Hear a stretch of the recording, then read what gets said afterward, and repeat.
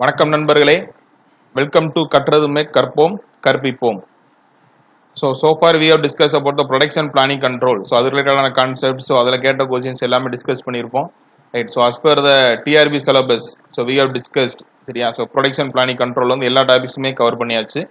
Right. So டிஆர்பியில் வந்து 10 subjects, so each subject வந்து 18 marks இருக்கும். So we have identify the key subjects: production planning control, operation research and fluid mechanics and HMT. So இதெல்லாமே single சப்ஜெக்ட்ஸாக தான் இருக்கும். So இதை படித்தாலே you can easily score 18 marks, 18 out of 18 full.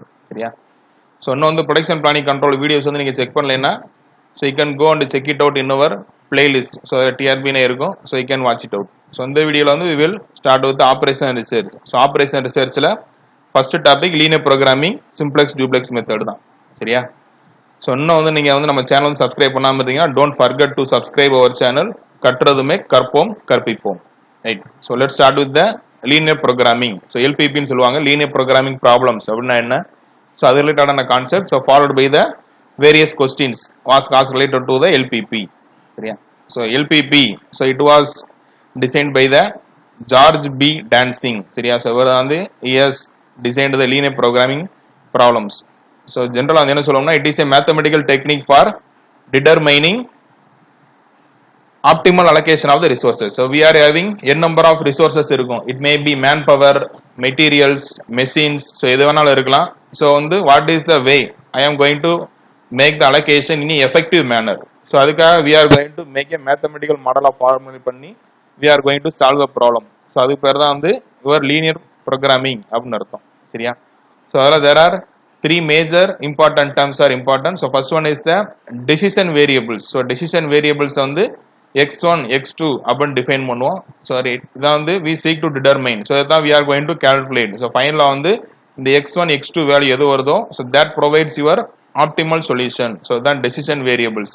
So இனிஷியலாக வந்து ப்ராப்ளம் ஸ்டார்ட் பண்ணி x1 x2 என்னங்கிறத வந்து டிஃபைன் பண்ணியிருப்போம். For example, number of units produced on product A, number of units produced on product B, x1 x2. சரியா?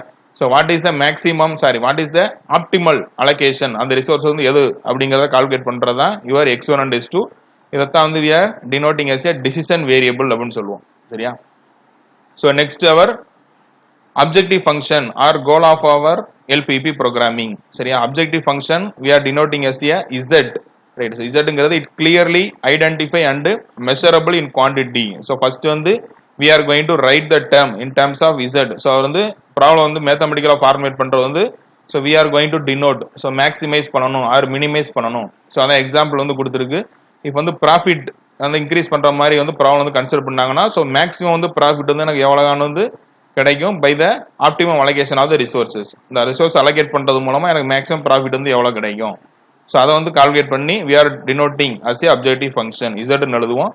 Second condition வந்து or minimization of cost. So minimum cost வந்து spend பண்ணணும். So வந்து maximum வந்து profit வந்து கிடைக்கணும்.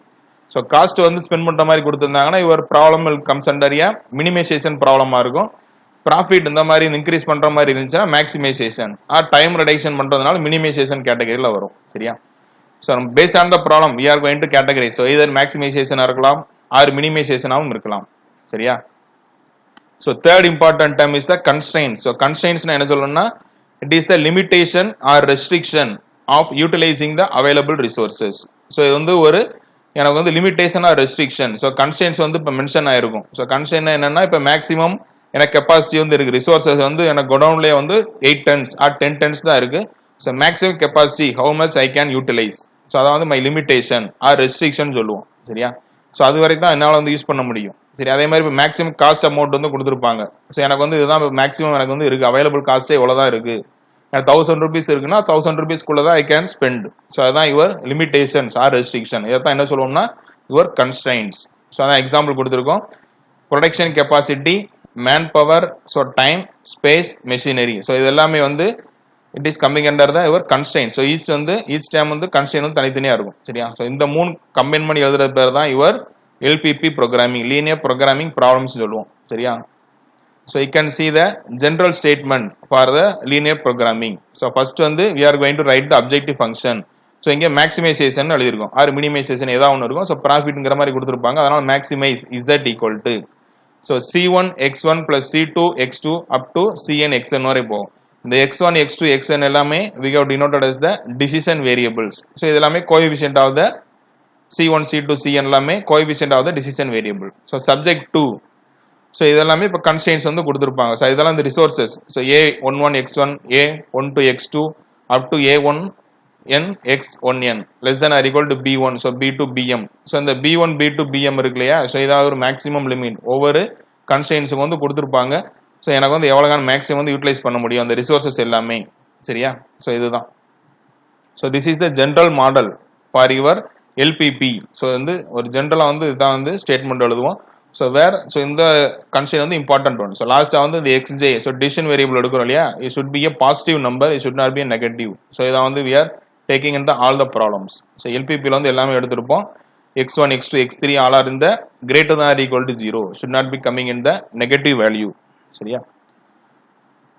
so அதான் கொடுத்திருக்கீங்க. bij are constants, so xj is the variable, so decision variable, choice variable. so cj ங்கிறது profit or coefficient சொன்னோம் இல்லையா, அதேதான். so technological coefficient for substitution, so resource variables, சரியா? so next, what are the assumptions in the LPP or what are the properties of the LPP? first one is the proportionality. so proportionality னா என்ன அர்த்தம்னா value of, so இப்போ நம்ம decision variable கண்டுபிடிக்கிறோம் x1 x2, so இந்த objective functionல இருக்கும். so அதே மாதிரி constraints, so less than or equal to or greater than எழுதிருப்போம் இல்லையா, so both are in the direct proportional to the value of the variable. so resource எனக்கு அதிகமா இருந்துச்சுன்னா I can get the more profit, அவ்வளவுதான். சிம்பிளா சொல்லணும்னா அதுதான். so எனக்கு இது கூடுச்சுன்னா அதுவும் கூடும், அவ்வளவுதான். resource எனக்கு அதிகமா இருக்கு, constraint வந்து I can expand அப்படின்னா automatically my decision variable, so I can utilize more, அதான் proportionality, அதான் directly proportional அர்த்தம்.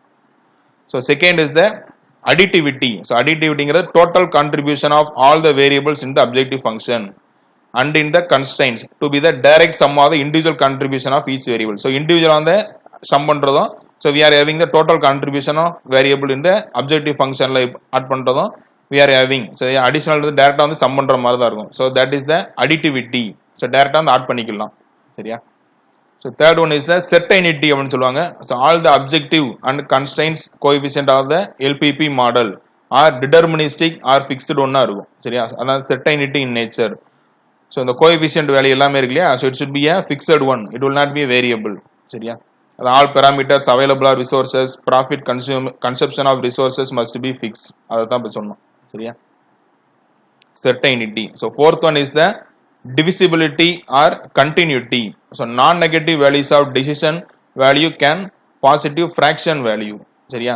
so இங்க வந்து divisibility னா வந்து it may be in a coming in a fractional value also, சரியா? can positive fraction value வந்து வரலாம், சரியா? so decision values வந்து so x1 x2 value fraction value 1/2 3/4 இந்த மாதிரி வந்து fraction value ல வரும், அதான் divisibility. so finiteness, so variables and constraints are finite in number, so வந்து இதுலயே countable numbers ஆ தான் இருக்கும் variables and constraints. நம்ம denote பண்றோம் இல்லையா x1 x2, அதே மாதிரி constraints, so இத்தனை constraint 5 constraints, variables எனக்கு வந்து x3 வரைக்கும் இருக்கு, so finite numbers. so optimality, so calculated decision variables to optimize the objective function of the LPP. so calculated ஆ அந்த decision variables calculate பண்ணுவோம், so my objective is to optimize the objective function. so best வந்து solution வந்து எது கொடுக்க முடியுமோ அதுதான் ஒரு optimality. so these are the assumptions which are made in the LPP programming, சரியா? so linear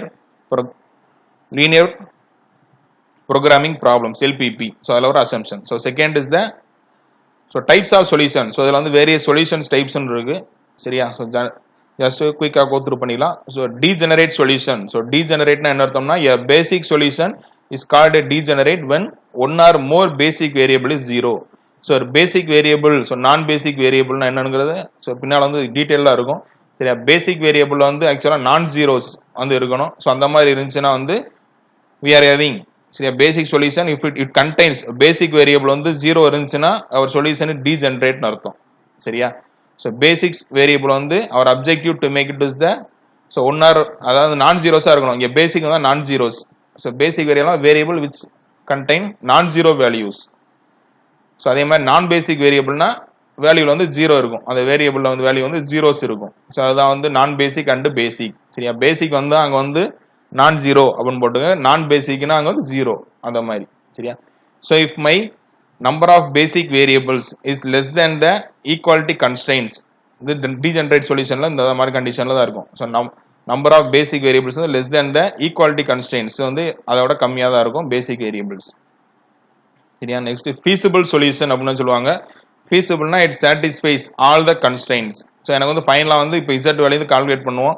ஸோ அதுக்கு வந்து x1 x2 இருக்கு இல்லையா, ஸோ அது வந்து it satisfy all the constraints. So அந்த கன்ஸ்ட்ரெயின்ஸ் எல்லாமே சாட்டிஸ்ஃபை பண்ணுச்சுன்னா my solution is a feasible one.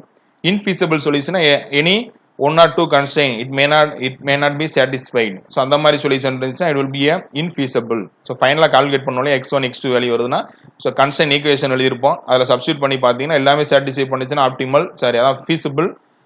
இன்ஃபீசிபிள்னா வந்து it may not be satisfy all the constraints. So optimal சொல்யூஷனா best value of the objective function. So இப்போ feasible வந்து நிறைய இருக்கும். இப்போ ஒரு ரீஜன் இருக்குன்னா ஸோ விச் இஸ் அதில் ஆப்டிமம் எனக்கு வந்து பெஸ்ட்டாக வந்து எது இருக்கும். ஸோ feasible எல்லாமே சாட்டிஸ்ஃபை பண்ணும், பட் அதிலே best one which one is the gives your optimal solution அர்த்தம். சரியா. ஸோ அதை விட பெஸ்ட் வந்து எதுவுமே கொடுக்க முடியாது. So that is the optimal solution.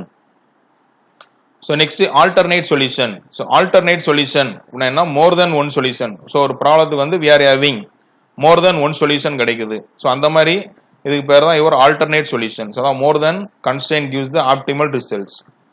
So no solution not possible to find feasible solution which satisfy the all the constraints. ஸோ எல்லா இது வந்து சாட்டிஸ்ஃபை பண்ற மாதிரி எனக்கு எந்த சொல்யூஷனுமே கிடைக்கல. x1 x2 வேல்யூ கால்குலேட் பண்ணியிருப்போம், ஸோ அதில் வந்து எதுவுமே வந்து எனக்கு கிடைக்கல, எல்லா கன்ஸ்ட்ரெயின் வந்து சாட்டிஸ்ஃபை பண்ணுறது கிடைக்கலன்னா அந்த ப்ராப்ளம் வந்து நோ சொல்யூஷன் அர்த்தம். சரியா. ஸோ அன்பவுண்டட்னா இப்போ கிராஃபிக்கல் மெத்தட்லேயே வந்து இப்போ நம்ம வந்து ஷேர் பண்ணியிருப்போம், அதில் வந்து எதுவுமே பவுண்டே இருக்காது. So it is in the open area அந்த மாதிரி இருக்கும். ஸோ அந்த மாதிரி சொல்யூஷன் வர்றது பேர் தான் அன்பவுண்டட் சொல்யூஷன். ஸோ அதான் greatest value of the objective occurs at the infinite. So வந்து இன்ஃபைனைட் ரீஜனில் தான் we are having. So we cannot finite the point. So வந்து ஃபைனைட்டே பண்ண முடியாது, அந்த மாதிரி வர்றது பேர் தான் அன்பவுண்டட் சொல்யூஷன். அதான் common feasible region not bounded by the limit or constraints, அதனால பவுண்டே பண்ண முடியாதுன்னு அர்த்தம். சரியா. So these are the types of solutions. So next is generally LPP we are going to solve in the major categories. Two methods சொல்லுவாங்க. One is the graphical method and second is the simplex method. சரியா. So graphical method. So graphical method வந்து maximum of two decision variables only we can solve. So maximum two variables na x1 and x2. So ரெண்டு தான் இருக்கும். So more than x1 x2 x3 எல்லாம் போச்சுன்னா we cannot solve by graphical, we have to go with the simplex only. சரியா. So கிராஃப்ல வந்து X axis Y axis இல்லையா, ரெண்டு இது அதான் x1 x2 அதுதான் சொல்றாங்க. ஸோ இதுலேயே வந்து we are having redundant constraint ஒன்று இருக்கு, பைண்டிங் constraints ஒன்று இருக்கு. ஸோ redundant அப்படின்னா if any constraint does not affect the feasible region. So இப்போ நம்ம கிராஃபிக்கல் மெத்தட்லேயே வந்து ப்ராப்ளம் வந்து இப்போ சால்வ் பண்ணுவீங்க. சரியா. ஸோ அதில் வந்து சால்வ் பண்ணும்போது so some of the points so which is not coming, so வந்து யூஸ்ஃபுல்லாகவே இருக்காது. ஸோ இப்போ வந்து இந்த மாதிரி ஒரு சொல்யூஷன் இப்போ எனக்கு கிடைக்குது. சரியா. பட் இதுக்கு வந்து சம்மந்தமே இல்லாமல் வந்து இப்போ இதான் வந்து எனக்கு feasible region. சரியா. ஸோ இன்னொரு லைன் வந்து if I am having. சரியா. ஸோ இந்த மாதிரி ஒரு லைன் இருக்கு. ஸோ இது வந்து லெஸ் தேன் தான். சரியா. But my optimal area is this one. So this is my optimal area, but this equation also gives my less than or equal to. So இந்த ஈக்குவேஷனால எனக்கு there is no use. So இந்த மாதிரி வந்து வர்ற line பேர் தான் இவர் ரிடண்டன்ட்னு அர்த்தம். ஸோ அதான் இங்கே சொல்லியிருக்காங்க if any constraint does not affect the feasible region, இது அஃபெக்டே பண்ணாது, then the constraint is said to be the redundant constraint அர்த்தம். சரியா. ஸோ பைண்டிங் constraints என்னன்னா left hand side equal to right hand side of the constraints when optimal values of decision variable in the constraint equation.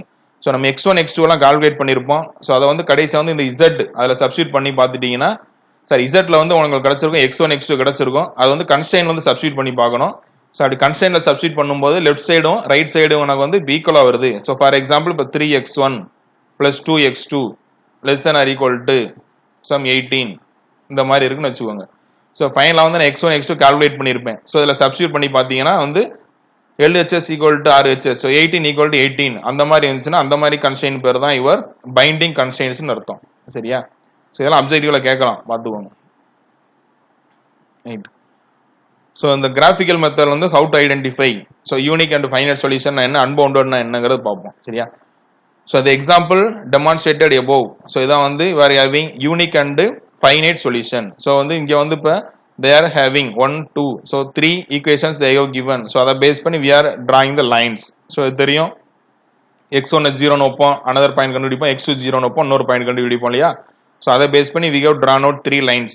So இதை வந்து draw பண்ணி we have constructed the region. So இந்த region வந்து இப்போ எனக்கு feasible region. So இது வந்து feasible. சரியா. ஸோ இது வந்து feasibleனு அர்த்தம். ஸோ இதில் ஆப்டிமல் கண்டுபிடிக்கணும் we are drawing the z line. So z line வந்து we are just substituting the values and we are going to draw. So draw பண்ணி பாத்தீங்கன்னா we are having at the corner point. So இந்த இடத்துல வந்து எனக்கு கிடைச்சது அதான் vertex of the feasible region extreme pointல கிடைக்குதுன்னா so இதுக்கு பேர் தான் your unique and finite solution அர்த்தம். சரியா? So unbounded solution அப்படின்னா என்ன அர்த்தம்னா we cannot bound a so வந்து boundary எனக்கு கிடைக்காது. So இப்போ இங்க வந்து we are having open boundary இருக்கு, we cannot have a closed. So கண்டிப்பா வந்து ஒரு polygon shapeல வரணும். சரியா? So if it is in open shape, so we cannot bound any region to find my solution. So இந்த மாதிரி இருக்கு ஒரு லைன், இந்த மாதிரி ஒரு லைன் இருக்கு, there is no intersection. So இந்த மாதிரி ஒரு ரீஜனே கிடைக்கல. சரியா? So கண்டிப்பா வந்து எனக்கு சொல்யூஷன் கிடைக்கணும் ஒரு பாலிகன் ஷேப் வரணும். இட் மே பி ட்ரையாங்கிள் 3 இதா இருக்கலாம், 4 இதா இருக்கலாம், பென்டகனா வரலாம், 5 இதா இருக்கலாம், but it should be a closed space வந்து we are having. சரியா? அந்த மாதிரி தான் வரும். So second so இது கேட்பாங்க, இது அடிக்கடி கேட்ட கொஸ்டின் தான். இது parallel. So இந்த மாதிரி ரெண்டு இது இருக்கு, multiple or infinite solution for my LPP எப்படி கண்டுபிடிக்கிறதுனா your z line is parallel to any one side of a feasible region. So எனக்கு feasible region வந்து இந்த இது, so இதுல வந்து on both sides we are having my z line வந்து இந்த மாதிரி வருது எனக்கு. So அதுதான் இங்க கொடுத்திருக்காங்க, z line is parallel to any side of the feasible region, all the points lying on that side constitute a optimal solution. Right? So இந்த either side. So இந்த மாதிரி parallel lines ரெண்டு இது வந்து இப்போ அந்த மாதிரி எனக்கு வருதுன்னா we are having multiple solution இருக்குன்னு அர்த்தம் அந்த மாதிரி ப்ராப்ளத்துக்கு. So infeasible or no solution. So infeasibleனா ஒரு லைன் வந்து இந்த மாதிரி இப்போ greater thanல கொடுத்திருப்பாங்க, இன்னொன்று less thanல இருக்கும். So we cannot find a solution. So இது இந்த சைடு போகும், இது இந்த சைடு வருது. So ரெண்டுமே டச்சே ஆகாது. சரியா? டைரக்டா அப்படியே ஆப்போசிட்டா இருக்கும். So இந்த மாதிரி வர்றதுக்கு no solution or infeasible solution. சரியா? Due to inconsistency in the constraint, in such situation the LPP is to have the infeasible solution அர்த்தம். சரியா? So these are the types of solutions which formed by the graphical method. So next we will discuss about the simplex method. So simplex method la so இப்போ வந்து நம்ம problem எதுவுமே solve பண்ணல, just I am giving the how. சரி இப்போ என்ன understand பண்ணி இப்போ கொடுக்குறோம்னா வந்து கிராஃபிக்கல் நம்ம ப்ராப்ளம் சால்வ் பண்ண தெரியும், how to identify the different kind of solution. So அதே மாதிரி சிம்ப்ளெக்ஸ் மெத்தடில் what are the key points, எதை பேஸ் பண்ணி எக்ஸாமினேஷன் ஓரியன்டாக மட்டும் வந்து we are giving the key points. So அது மட்டும் தான் வி ஆர் டிஸ்கஸிங். சரியா? So simplex method so it can be solved more than 2 decision variable. அங்கே x1 x2 மட்டும் தான் இருக்கணும், இங்கே x1 x2 x3 so it can be n number of variables வந்துகிட்டே இருக்கலாம். ஸோ அந்த மாதிரி வர்றதுக்கு தான் we are using the simplex method. So இங்க 2 variables யூஸ் பண்ணிக்கலாம், தப்பு கிடையாது. இந்த problem they have clearly mentioned simplex எல்லாம் சால்வ் பண்ண கொடுத்திருந்தாங்கன்னா you have to use a simplex only. So இதுல வந்து there are 2 conditions இருக்கு. So conditions of the feasibility. So assumed initial solution in basic feasible and then during the computation only basic feasible solutions will be obtained. So initial our solution வந்து we are assumed. So initial வந்து basic feasible solution தான் கொடுக்கணும் assume பண்ணி we are going to calculate. So அதான் சொல்லியிருக்காங்க. Second, conditions of the optimality. So better solutions will be encoded. So based on the iteration solve பண்ண we are getting the best solution. அதான் optimal solution வந்து we can get. சரியா?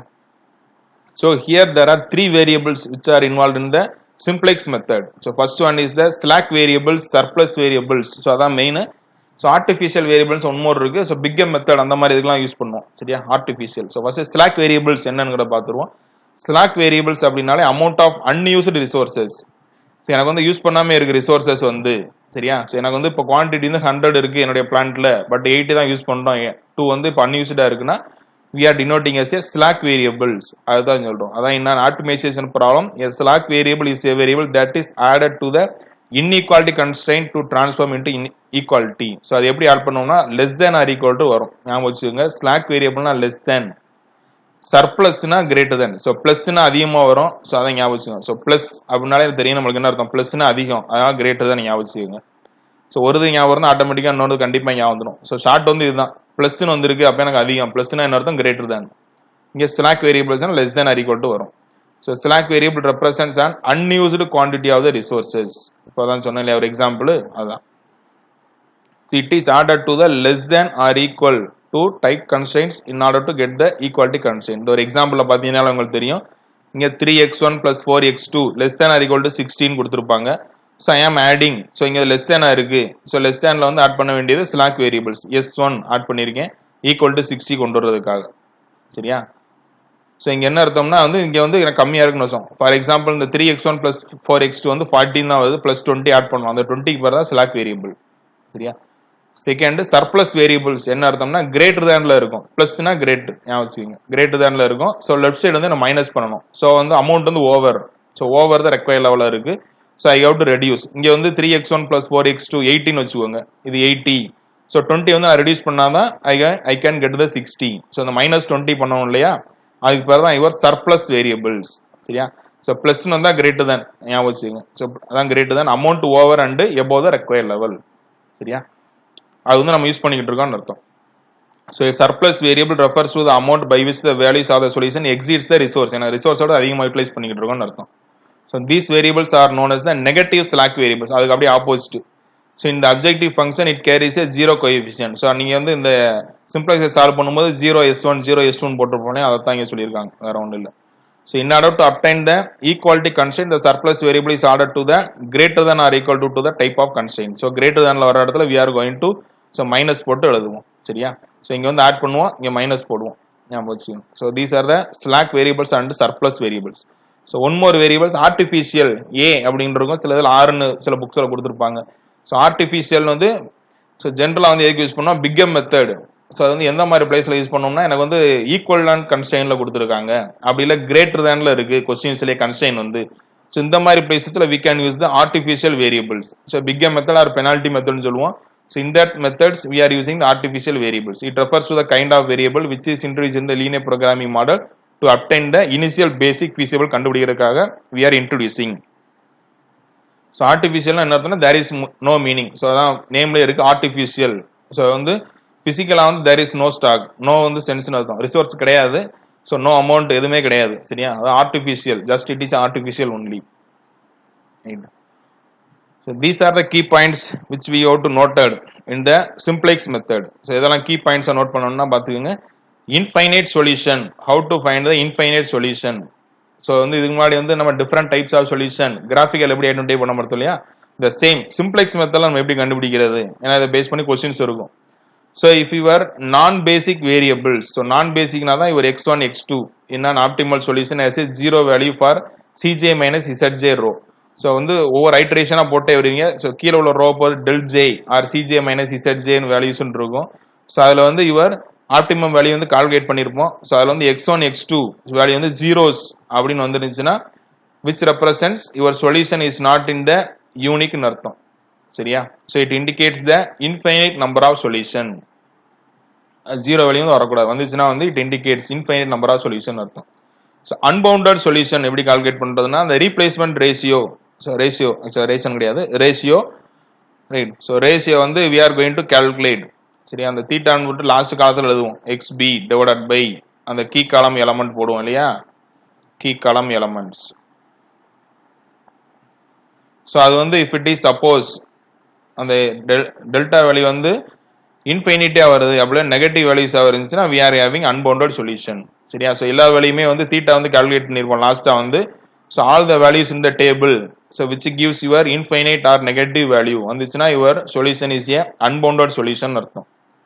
So next is infeasible. So இன்ஃபீசபிள்னா when in the final solution artificial variable வந்து உள்ள include ஆயிட்டு வருது மறுபடியும். ஆர்டிஃபிஷியல் வேரியபிள் வந்து பேசிக்ஸ்லேயே வந்து சொல்யூஷன்ல இருக்குதுன்னா so there is no feasible solution அர்த்தம், அது வந்து ஃபீசிபிள் கிடையாது. சரியா? So these are the key points you have to note. சரியா? So non basic variables, so zero value for cj minus zj ல வந்துருச்சுன்னா so our solution வந்து infinite number of solution, அது வந்து ஒரு சொல்யூஷன் மட்டும் கிடையாது, we are having multiple solution அர்த்தம். So unboundedனா அந்த லாஸ்டா கால்குலேட் பண்றது தீட்டா வேல்யூ வந்து நெகட்டிவா இருக்கு அப்படி இல்லைன்னா இன்ஃபினிட்டா வந்துச்சுன்னா we are having unbounded. So எல்லாமே வந்து we cannot identify, இந்த கீ ரோஸ் வந்து ஐடென்டிஃபை பண்ணவே முடியல அப்படின்னு அர்த்தம். சரியா? இன்ஃபீசிபிள் சொல்யூஷனா ஃபைனல் சொல்யூஷன்ல ஆர்டிஃபிஷியல் வேரியபிள் பேசிஸ்ல வந்து வந்துருந்துச்சுன்னா there is no feasible solution for the problem. சரியா? ஸோ இதான் இன்ஃபீசிபிள். ரைட்? ஸோ இதான் வந்து ஜென்ரல் ஸ்ட்ரக்சர். ஸோ இதான் வந்து எழுதியிருப்போம் சேம் அதே தான். ஸோ இதான் இப்போ பேசிக் வேரியபிள்ஸ். நான் பேசிக் வேரியபிள்ஸ்னா என்ன? ஸோ பேசிக் வேரியபிள்ஸ்னா நான் ஜீரோ வேல்யூஸா இருக்கணும். வேரியபிள் விச் ஹேவ் நான் ஜீரோ வேல்யூஸ் வந்துருச்சுன்னா அதான் பேசிக் வேரியபிள்னு சொல்லணும். நான் பேசிக் வேரியபிள்ஸ்னா வேரியபிள்ஸ் வித் ஜீரோ வேல்யூஸ் உள்ளது பேர் வந்து நான் பேசிக் வேரியபிள்ஸ். சரியா? ஸோ இது வந்து எப்படி எடுத்திருப்பாங்கன்னா இது maximum number of maximum limit to find the number of alternate solution, அதை கால்குலேட் பண்ற ஃபார்முலா தான் இது. So what is the number of alternate, maximum limit கண்டுபிடிக்கிறது n factorial divided by m factorial into n minus m factorial. So இங்க வந்து n வந்து greater than m. சரியா? n வந்து greater than m. So n னா என்ன அர்த்தம்னா number of decision variables. So இங்க எழுதிருப்போம் இல்லையா number of decision variables x1 x2 x3 xn அது வரைக்கும் போயிருக்கும். அதுதான் அது. Number of decision variables. m ங்கிறது number of equality constraints. So இங்க a11 21 so m வரைக்கும் வந்திருக்கும். So number of equality constraints பேரு m. சரியா? So இப்போ n is greater than m. So அந்த மாதிரி இருந்துச்சுன்னா what is the formula to find out the maximum number of alternate solution எனக்கு கால்குலேட் பண்றதுக்கு இதான் formula n factorial divided by m factorial into n minus m factorial. So இந்த n minus m ங்கிறது நான் பேசிக் variable. So நான் பேசிக் தான் we are equal to the 0. So அதை வச்சு தான் பண்ணோம் basic variable should not be 0. இது வந்து basic 0 வந்துச்சுன்னா we have studied the degenerate ன்னு அர்த்தம்.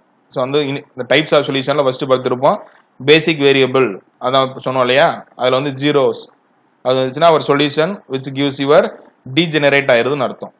சரியா? So duality concepts so we will discuss in the next video, right? So if you are watching first time our video, don't forget to subscribe our channel கற்றதுமே கற்போம் கற்பிப்போம். So we will meet in the next video. Thank you for your valuable time. Thank you.